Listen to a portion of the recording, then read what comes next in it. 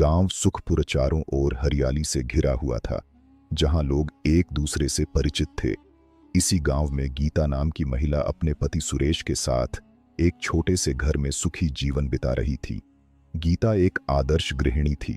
सुबह जल्दी उठकर घर के काम निपटाती, फिर पति के साथ खेतों में मेहनत करती। दोनों की मेहनत और प्रेम से घर में हमेशा खुशहाली बनी रहती। लेकिन नियति को शायद यह सुखद जीवन पसंद नहीं था। एक दिन खेत में काम करते समय सुरेश को एक विषैले सांप ने काट लिया। गांव वालों ने झाड़ फूंक और देसी इलाज करने की कोशिश की, लेकिन जहर पूरे शरीर में फैल गया। कुछ ही घंटों में सुरेश ने दम तोड़ दिया। यह खबर सुनते ही गीता की दुनिया उजड़ गई। वह पति के शव से लिपटकर फूट फूट कर रोने लगी। उसकी चीखें पूरे गांव में गूंज उठीं। महिलाएं उसे सांत्वना देने आईं, लेकिन उसकी पीड़ा इतनी गहरी थी कि किसी के भी शब्द उसे शांत नहीं कर पा रहे थे। पति के जाने के बाद गीता के लिए दुनिया बदल गई। जो रिश्तेदार पहले उसे सम्मान देते थे, वे अब उसे मनहूस मानने लगे। गांव में यह मान्यता थी कि किसी स्त्री के विधवा होने का कारण उसके पिछले जन्म के पाप होते हैं। गीता के प्रति लोगों का व्यवहार बदल गया। कुछ अधेड़ पुरुष जो पहले उसे सम्मान की दृष्टि से देखते थे, अब उसे घृणित नजरों से घूरने लगे। उसकी मजबूरी का फायदा उठाने की कोशिश करने लगे। एक दिन जब गीता अपनी टूटी फूटी झोपड़ी के बाहर बैठी थी, उसने देखा कि गांव के बाहरी मार्ग से 3 तेजस्वी आरशी चले आ रहे थे। उनकी लंबी सफेद दाढ़ियां थीं, भगवा वस्त्र धारण किए हुए थे और चेहरे पर दिव्य तेज था। गांव वालों ने जब इन्हें देखा तो उनके पास दौड़ पड़े और चरणों में झुककर आशीर्वाद मांगा। गांव के मुखिया ने निवेदन किया, महाराज, कृपया कुछ समय के लिए हमारे गांव में ठहरें। हमें आपके ज्ञान और आशीर्वाद की अत्यंत आवश्यकता है। तीनों आर्षियों ने सहर्ष सहमति दे दी। तभी उनमें से सबसे वृद्ध आर्षि की दृष्टि पास बैठी गीता पर पड़ी। वे ठहर गए और उसे ध्यान से देखते हुए बोले, यह स्त्री गहरे कष्ट से घिरी है, लेकिन इसका भाग्य विलक्षण है। गांव वाले स्तब्ध रह गए। जिसे वे अभागिन समझते थे, उसके भाग्य को ऋषियों ने विशेष क्यों कहा? कुछ लोग संशय में थे तो कुछ उत्सुकता से उनकी बातों को समझने का प्रयास कर रहे थे। स्वयं गीता भी अचंभित थी। वर्षों से जिस समाज ने उसे अपमानित किया था, आज उन्हीं के सामने एक आशी ने उसके भविष्य को असाधारण बता दिया था। उसके मन में अनगिनत प्रश्न उठने लगे। ये आशी कौन है? उन्होंने मेरे भाग्य में ऐसा क्या देख लिया? क्या मेरा जीवन सच में बदलने वाला है? तीनों साधु गांव के बीच स्थित एक प्राचीन मंदिर में ठहरे। यह मंदिर वर्षों से वीरान पड़ा था, मगर उनके आगमन से वहां एक नई ऊर्जा लौट आई। गांव वाले बड़ी श्रद्धा से उनके प्रवचन सुनने आने लगे, मगर गीता को मंदिर में प्रवेश की अनुमति नहीं थी। जब भी वह मंदिर के द्वार तक पहुंचती, गांव वाले उसे अपमानित कर भगा देते। एक रात जब पूरा गांव गहरी नींद में था, गीता हिम्मत जुटाकर मंदिर के पास पहुंची। वह असमंजस में थी।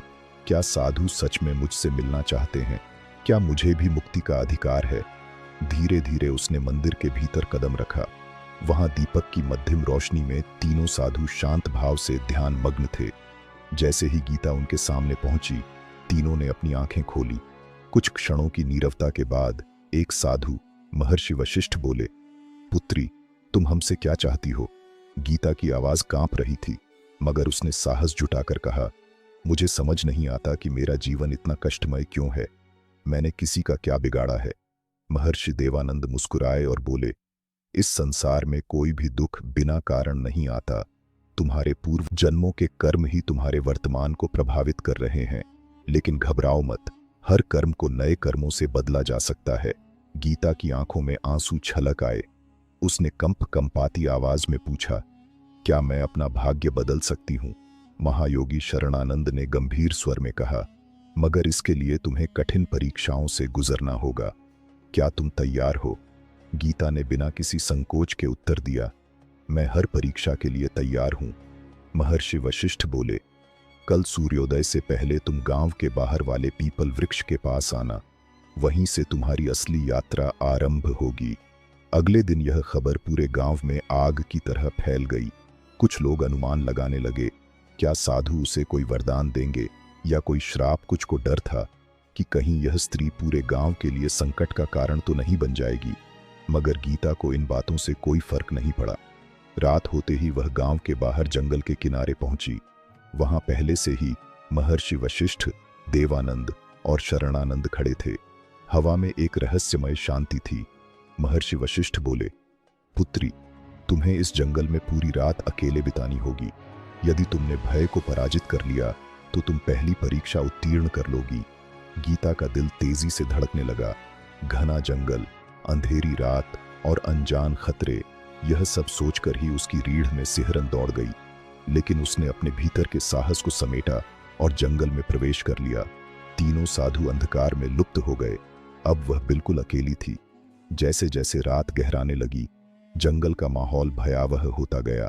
सूखी पत्तियों की सरसराहट, उल्लू की भयावह आवाजें और रहस्यमय फुसफुसाहटें, हर दिशा से अजीब सी आवाजें आ रही थीं। अचानक उसे महसूस हुआ कि कोई परछाई उसकी ओर बढ़ रही है। गीता का दिल जोर जोर से धड़कने लगा। क्या यह कोई जंगली जानवर है या कोई आत्मा? उसके पैर कांपने लगे। एक पल के लिए लगा कि वह भाग जाए, मगर तभी उसे महायोगी शरणानंद की बात याद आई। यदि तुमने भय पर विजय पाली तो परीक्षा पास कर जाओगी। गीता ने अपनी आंखें बंद की, गहरी सांस ली और मन ही मन कहा, मुझे डरना नहीं चाहिए। मेरे साथ ईश्वर हैं। मेरा भय केवल मेरे भीतर है, बाहर कुछ नहीं। धीरे धीरे परछाई धुंधली पड़ने लगी और कुछ ही क्षणों में गायब हो गई। जंगल अब भी रहस्यमय था, मगर गीता के भीतर का भय जैसे जलकर राख हो गया था। तीनों साधु गीता के समक्ष खड़े थे। महर्षि देवानंद ने प्रसन्न होकर कहा, पुत्री, तुमने अपनी पहली परीक्षा सफलतापूर्वक उत्तीर्ण कर ली। अब तुम्हारे जीवन में बड़ा परिवर्तन आने वाला है। गीता की आंखों में आत्मविश्वास की नई चमक थी। अब उसे समझ आ गया था कि भय केवल मन का भ्रम होता है। यदि हम उसका सामना करें तो वह खुद ही समाप्त हो जाता है। पहली परीक्षा में भय पर विजय प्राप्त करने के बाद उसके भीतर एक नई शक्ति जागी। अब वह अपने दुखों को भाग्य की कठपुतली मानने के बजाय उन्हें चुनौती देने के लिए तैयार थी। महर्षि वशिष्ठ बोले, पुत्री, तुमने भय को परास्त कर दिया, परंतु आगे की यात्रा और कठिन होगी। अगली परीक्षा त्याग की है। क्या तुम इसके लिए तैयार हो? गीता ने बिना किसी हिचकिचाहट के सिर झुकाकर उत्तर दिया, मैं तैयार हूं। महायोगी शरणानंद ने गंभीर स्वर में कहा, त्याग केवल धन या वस्त्र का नहीं होता। सच्चा त्याग वह है जिसमें हम अपने सबसे प्रिय चीज को छोड़ने का साहस रखते हैं। आज तुम्हें उसी चीज का त्याग करना होगा जो तुम्हारे हृदय के सबसे करीब है। गीता का मन विचलित हो गया। उसके पास वैसे भी अधिक कुछ नहीं था, पर फिर उसे अपने स्वर्गीय पति सुरेश की तस्वीर याद आई। यही एकमात्र निशानी थी जो उसे उनके प्रेम की याद दिलाती थी।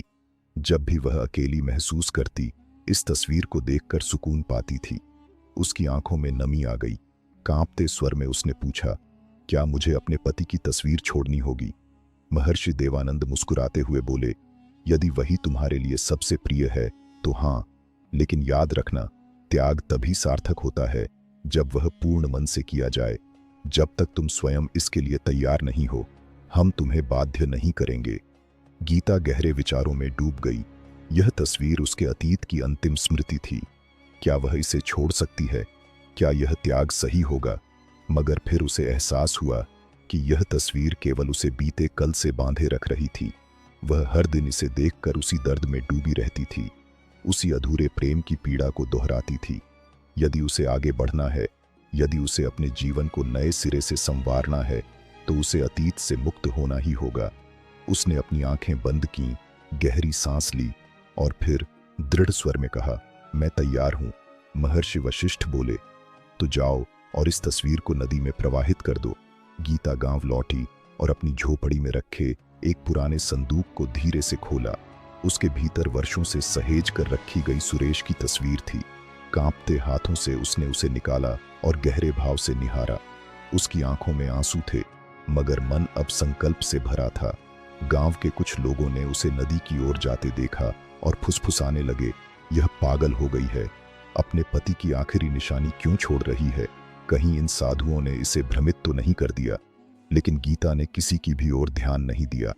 वह धीरे धीरे नदी के किनारे पहुंची, जहां पानी की लहरें शांत थीं। उसने तस्वीर को दोनों हाथों में थामा और एक आखिरी बार उस चेहरे को देखा। जिससे उसका पूरा जीवन बंधा हुआ था। यह केवल एक तस्वीर नहीं थी, यह उसके सुख, उसके दर्द और उसके अतीत का प्रतीक थी।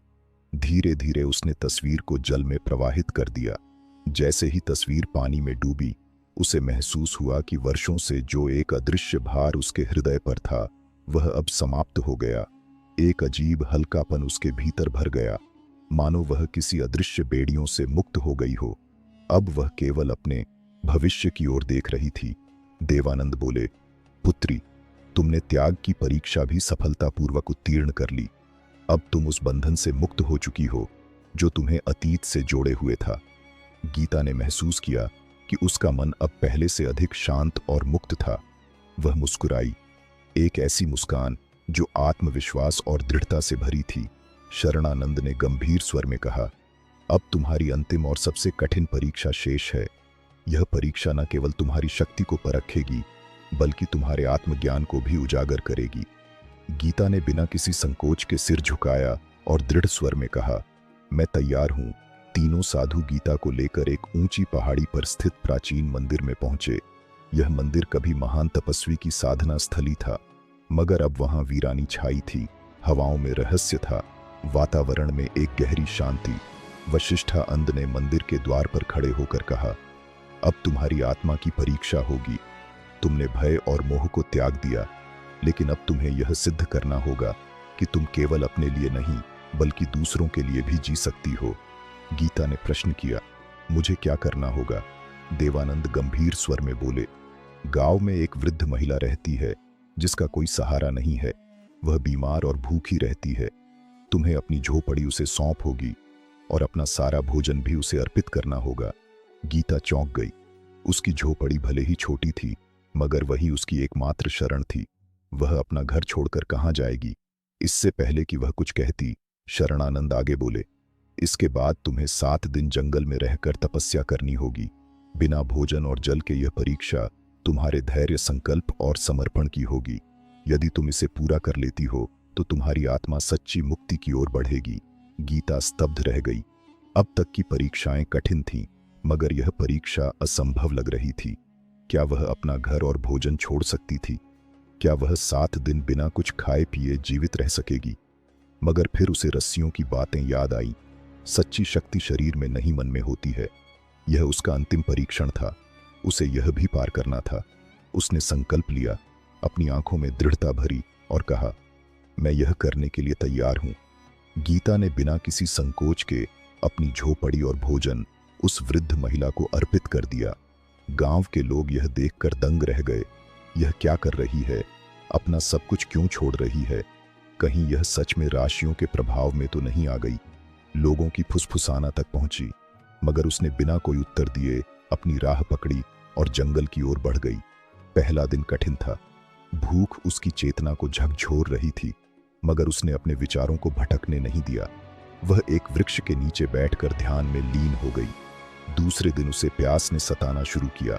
होंठ सूखने लगे, शरीर थकान से भर गया, मगर उसने अपनी इच्छा को वश में रखा।